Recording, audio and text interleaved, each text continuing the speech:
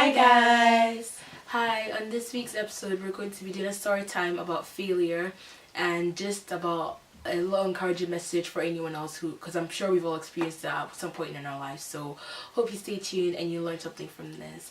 Throughout high school, I always thought I'd run for leadership role down the line in my school, so when it came to 6th year everyone was like, oh, you should go for head girl, and then I was obviously going to go because that was like my main focus. So I applied, got the interview, then it was like the speeches and everything, and like as I was going like through the journey, I realized like although it was something that I wanted, I wasn't sure if I was actually like people were behind me. Like at like the start of the years and that they'd always encourage me, but then this particular year it was like something had changed.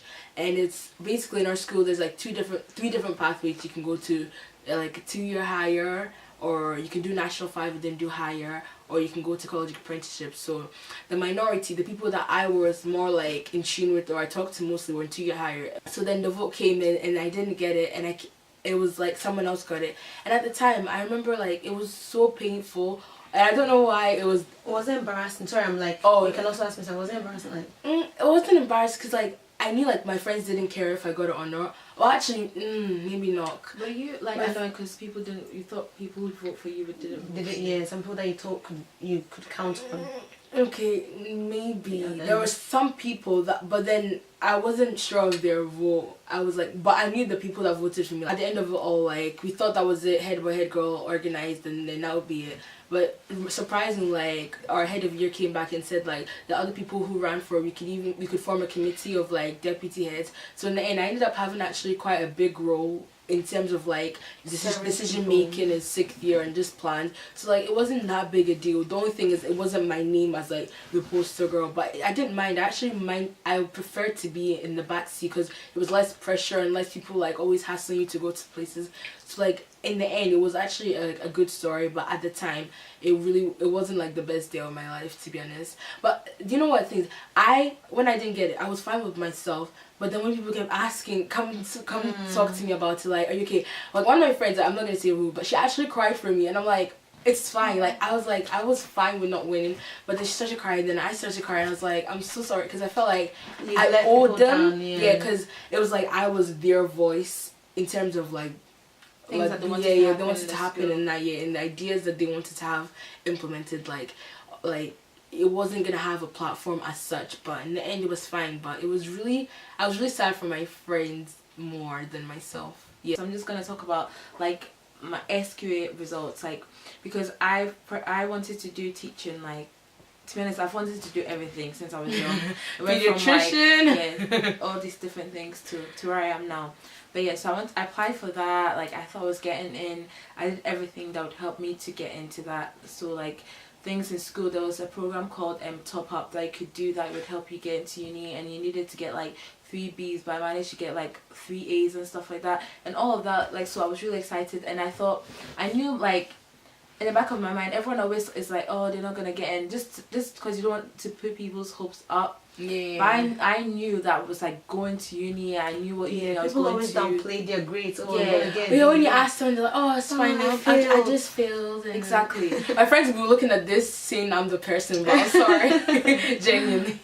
But yeah, like I even went to the uni I was gonna go to. I went to like their open days, everything, like, you know, I was prepared. But then everything went downhill when exam day came, and I opened my results secretly. I did like the text thing, because in Scotland you can do text or like get the postal or email or whatever, but I did the text, but I would still get the postal like paper so the one. text allows you to get your results a day earlier. No, a few hours. Yeah, a few hours for us it was a day earlier, so I knew what I was getting. No, ours was like just a few hours early, so I was like so prepared, because the postman like doesn't come early first of all. So I was like, okay, I just want to know, like, I was just so anxious. So came, and it was like the grades I was expecting, it wasn't that, but I still had hope because of that top up program that I had done.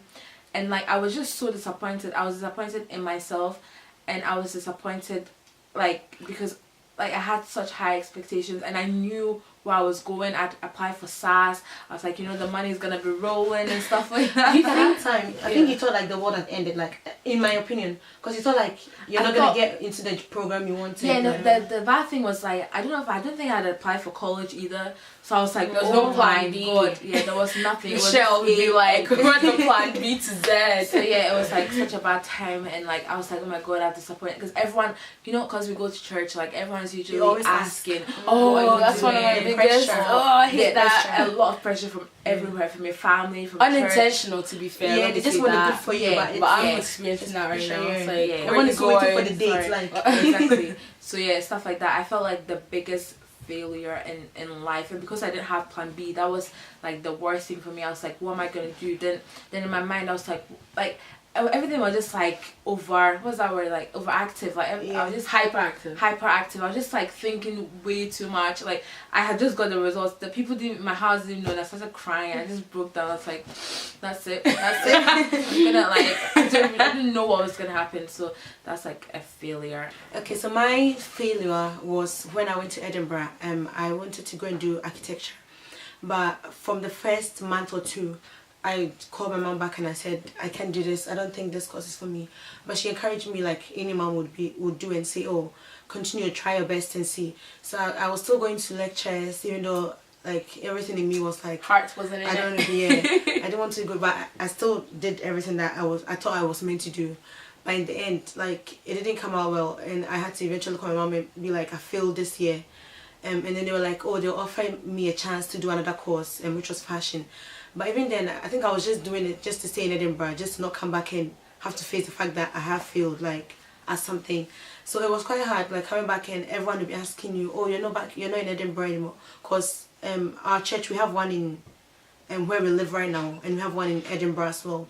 So if you move back, people will automatically, like, add 1 + 1, and they will know that you're not doing the same course, or you've kind of stopped the course. So I had to explain to everyone why.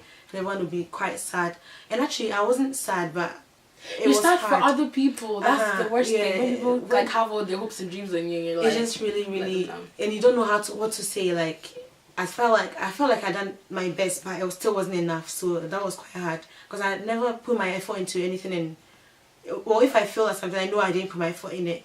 But if I put my effort in it and I feel, it's really quite annoying. So that was just my story. How things panned out was at the end of it, when we found out who got head boy, head girl, it was weird because I actually didn't really know the people well. Like they were like my friends, but I didn't know them all. But it turns out, like, see that the person who actually got head girl, she's like the nicest person ever, and she was so like helpful and like on board with anything that I wanted to try, or like any ideas. She was so like open to things. So like we actually ended up being really close. Like she knows herself, like, and it was like something. Although I was close to her beforehand, I don't think I would have gone as close to her if I hadn't even, first of all, applied myself, put myself in that vulnerable position of like having to do a speech in front of her a whole year, having people vote for you and everything. If I hadn't like taken that chance, I don't think we would have been as close as we were this year. Okay, so like a lesson from that is try, even if you feel like you still try. At least no one can say that they got. I don't brag or anything like deputy head girl. Yeah, like, exactly. You tried. You didn't hit the mark, but you kind of. Yeah, we didn't even know that was going to be something to fall back on and become deputy. It was just like head girl, head boy, then that's it. But then something good came out of it. And yeah, the people that were in the team with us, like we all became so close. We had like a chat. We had like just banter. It was really nice. I liked it. Like it made this year really fun. How I overcame my failure, I just had to actually realize that literally there's so many other things I could do, and that if plan A doesn't work, plan B, C, D, like to Z, like to Z, there's all of these other plans, there's all these other things and plans that God has purposed for me, that I shouldn't just put all my eggs in one basket. I should just like, you know, take one, if Love Island reference, exactly. Take one and change it up. So I just went back to school and I spoke to the careers woman, and from there like a plan was devised, and I am where I am today because of me like trying to find other ways. My one, it showed me that I can always start again. Like it's not the end of the world, even if I feel like I failed.